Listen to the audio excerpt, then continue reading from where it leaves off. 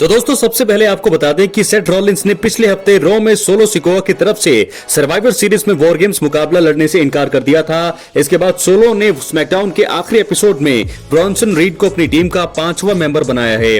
अब आपको बता दें कि ब्रॉन्सन रीड को इस हफ्ते रॉ में सेथ रॉलिंस के खिलाफ मुकाबला लड़ना है और ऐसा लग रहा है कि ब्रॉन्सन रीड नए ब्लड लाइन की मदद से सेथ रॉलिंस को हरा सकते हैं। यही नहीं, मैच के बाद हील स्टार्स यानी कि नई ब्लड लाइन द्वारा आर्किटेक्ट यानी कि सेथ रॉलिंस पर अटैक हो सकता है। इसके बाद सैमी ज़ेन और उसूस आकर सेथ रॉलिंस को इस हमले से मुझे लगता है बचाते हुए दिखाई दे सकते हैं। तो दोस्तों इस प्रकार रॉ में सेथ रॉलिंस को नए ब्लड लाइन के कारण ब्रॉन्सन रीड के खिलाफ हार मिल सकती है। ऐसा होना कंफर्म है क्योंकि पिछले रॉ में आपने देखा होगा जब सेथ रॉलिंस ने मना किया था सोलो सिकोआ को उनकी टीम में शामिल होने से और उन्होंने बहुत कुछ कहा था जिसके चलते जेकब फाटू काफी गुस्से में नजर आए थे और अब ब्रॉन्सन रीड जो है उनकी टीम में आ गए हैं 5वें मेंबर के तौर पर। तो ऐसे में रॉ में ये जरूर हो सकता है कि सेथ रॉलिंस का ध्यान भटकाने के लिए नई ब्लड लाइन के मेंबर्स वहां पर आ सकते हैं। ऐसे में सोलो सिकोआ, जेकब फाटू और टोंगा ब्रदर्स वहां पर हमें दिखाई दे सकते हैं ब्रॉन्सन रीड की हेल्प करके और उसके बाद ब्रॉन्सन रीड की जीत हो सकती है और अंत में सेथ रॉलिंस पर तगड़ा अटैक हो सकता है। और ऐसे में मुझे लगता है सैमी ज़ेन आएंगे,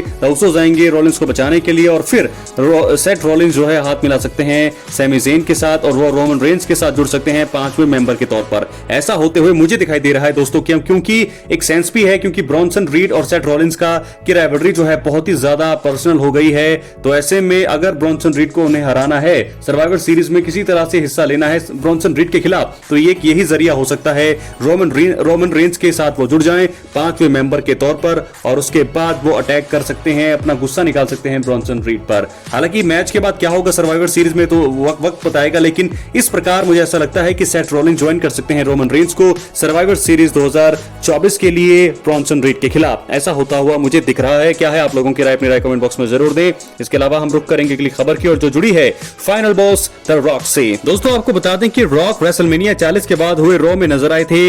इसके बाद वो ब्रेक पर चले गए और फिर बैड ब्लड 2024 में उन्होंने थोड़ी सी अपीयरेंस दी। आखिर में रॉक की रिंग में वापसी फैंस देखना चाहते हैं और कई लोग उन्हें रेसलमेनिया 41 में भी लड़ते हुए देखना चाहेंगे। अब WWE चैंपियन ने उनके शो का हिस्सा बनने और इससे जुड़े प्लान में शामिल होने को लेकर बात की है। एड्रियन हैर्नेट्स को थोड़े समय पहले ही अनडिस्प्यूटेड WWE चैंपियन ने इंटरव्यू दिया। इसी बीच कोडी रोड्स ने ये चीज लीक कर दी है कि द रॉक रेसलमेनिया 41 के प्लान से जुड़े हुए हैं। वो चीजों को तय करने में निक खान और ट्रिपल एच के साथ अहम किरदार निभा रहे हैं। कोडी रोड्स ने यहाँ रॉक के साथ अपने मैच के भी संकेत दिए और कहा कि फैंस एकदम सरप्राइज हो जाएंगे। दोस्तों यहाँ से आपको बता दें कि अमेरिकन नाइटमेयर ने रॉक के अगले रेसलमेनिया में शामिल होने की अफवाहों पर एक तरह से मोहर लगा दी है। उन्होंने कहा द रॉक बोर्ड के डायरेक्टर हैं और वो फाइनल बॉस हैं। ड्वेन जॉनसन असल में फाइनल बॉस से एकदम अलग हैं। उनकी निक खान और ट्रिपल एच के साथ एक अलग तरह की सोच WWE के इस रिकॉर्ड बनाने वाले एरा का अहम हिस्सा है। इसका एक हिस्सा WWE का नेटफ्लिक्स एरा भी है। इसी वजह से वो रिंग में हो या नहीं, वो अभी इस चीज में शामिल हैं कि रेसलमेनिया 41 में क्या होना चाहिए। मुझे पता है कि जब वो वापस आएंगे तो वो किसकी तलाश में होंगे। मुझे पता है कि मुझे किस चीज की उम्मीद लगानी है। मैं रेसलमेनिया 41 के बारे में यही कहूंगा कि अफवाहें चलने दीजिए और चीजों का आनंद लीजिए, लेकिन आपको जो मिलेगा वो सरप्राइज कर देगा। तो दोस्तों रॉक ने रेसलमेनिया 40 के बाद आकर कोडी रोड्स को कन्फ्रंट किया था। उन्होंने यहां से कोडी रोड्स के खिलाफ लड़ने के संकेत दिए थे। फैंस उनका रोमन रेंज के खिलाफ मुकाबला भी देखना चाहेंगे। इसके अलावा अगर इन तीनों के बीच ट्रिपल थ्रेट मुकाबला होता है तो जरूर बवाल होगा।